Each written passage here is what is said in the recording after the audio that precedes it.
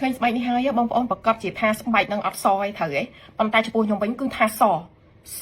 បែបរបស់គាត់មិនមែនសដូចគេឥឡូវបងប្អូនត្រឡប់ទៅមើលស្បែកគាត់មុនពេលប្រើបងប្អូនមើល feedback ទាំងនេះគឺគាត់យកអីវ៉ាន់ទៅគាត់យកលេទៅថ្ងៃទី10 ខែ 10ហើយថ្ងៃទី22 ខែ 10រយៈពេលតែ12ថ្ងៃគាត់ផ្លាស់ប្ដូរខ្លាំងមែនតើ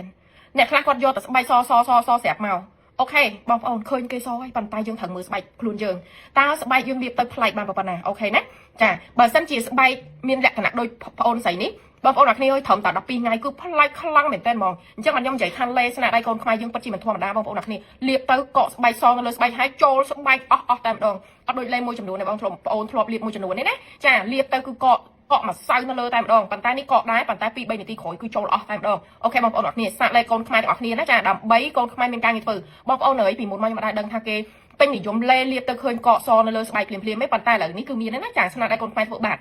ហើយអីដែលសំខាន់ហ្នឹងគឺលាបទៅគឺសខ្លាំងតែម្ដងបងប្អូនត្រឹមតែរយៈពេល10ថ្ងៃគឺផ្លាស់ប្ដូរខ្លាំងមែនទែនបងប្អូនស្រីចាអរគុណ